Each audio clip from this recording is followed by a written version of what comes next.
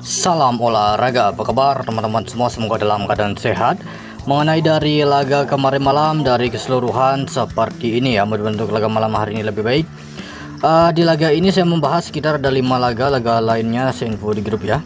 Di laga pertama itu dari Liga Premier Inggris mempertemukan tuan rumah Liverpool menghadapi Wolves ya. Di laga ini terlihat Liverpool akan menggunakan formasi 4-2-3-1. Oke, seperti ini formasi Liverpool. Darwin Nunez nampaknya akan menjadi starter di laga ini, dibantu oleh Mo Salah dan Luis Diaz ya, ada di sisi kiri, sisi kanan. Sedangkan gelandang serang itu ada Szoboszlai, Michael Sarr dan Gravenberch itu menjadi pemain jangkar ya. Dan untuk Wolves di laga ini diinformasikan akan menggunakan formasi 3-4-2-1 seperti ini untuk formasi Wolves. Tuan rumah Liverpool ya, ini ada 4 pemain mereka tidak akan bermain, sedangkan Wolves di laga ini sekitar ada 6 pemain. Dari klasemen sementara dari lanjutan Liga Premier Inggris, Liverpool berada di puncak klasemen dengan meraih 57 poin dari 24 laga, sedangkan Wolves berada di peringkat 17, mereka di zona merah ya. Jadi untuk laga ini menurut versi saya sendiri, laga Liverpool menghadapi Wolves nampaknya akan melebihi dari 3 gol ya. Di laga yang kedua saya membahas pertandingan tuan rumah Tottenham Hotspur menghadapi Manchester United. Di laga ini terlihat Tottenham Hotspur akan menggunakan formasi 4-2-3-1 seperti ini. Susunan formasi untuk Tottenham Hotspur ini baru prediksi ya. Son Heung-min nampaknya menjadi striker, sedangkan untuk Manchester United diprediksi akan menggunakan formasi 3-4-3 seperti ini. Oke, untuk formasi Manchester United. Untuk Tottenham di sini sangat banyak pemain mereka yang mengalami cedera ya, 1 2 3 4 5 6 7 8 9 10, ada total ada 10 pemain. Beberapa pemain masih diragukan ya. Sedangkan Manchester itu ada 5 pemain dari klasemen sementara, di mana tuan rumah Tottenham pada peringkat 15, Manchester pada peringkat 14. Oke, ini sangat berdekatan. Jadi untuk laga ini menurut versi saya sendiri, laga ini bisa imbang ataupun Manchester mampu meraih kemenangan di kandang Tottenham Hotspur. Oke, next selanjutnya di laga yang ketiga saya membahas pertandingan dari Serie A Italia.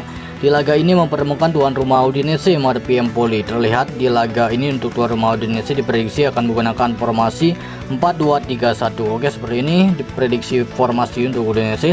Sedangkan untuk Empoli diprediksi akan menggunakan formasi 3-5-2. Oke, seperti ini untuk formasi tim tamu Empoli ya. Dimana tuan rumah Udinese ada 2 pemain mereka tidak akan bermain, sedangkan Empoli di laga ini cukup banyak, itu nampaknya melebihi dari lebih dari 8 pemain ya.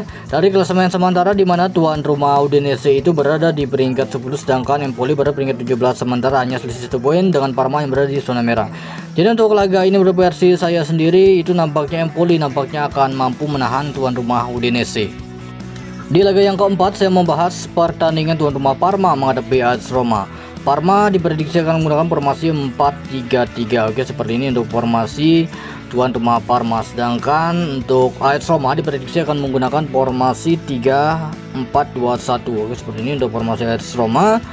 Untuk tuan rumah Parma ini ada cukup banyak pemain mereka mengalami cedera, itu ada 7 pemain, sedangkan AS Roma di laga ini ada 3 pemain. Dari klasemen sementara dari lanjutan Serie A Italia, di mana tuan rumah Parma berada di peringkat 18 merah selisih 1 poin dengan Empoli, sedangkan Roma berada di peringkat 9 sementara. Jadi untuk laga ini setelah melihat dari line up pemain, prediksi formasi, kemungkinan besar Parma akan mampu menahan Roma.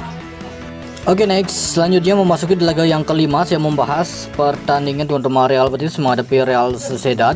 Di laga ini terlihat tuan rumah Real Betis diprediksi akan menggunakan formasi 4-2-3-1 seperti ini. El Gasing masih dipercaya menjadi sayap ya. Berada di sayap El Gasing, yaitu Isco menjadi gelandang serang.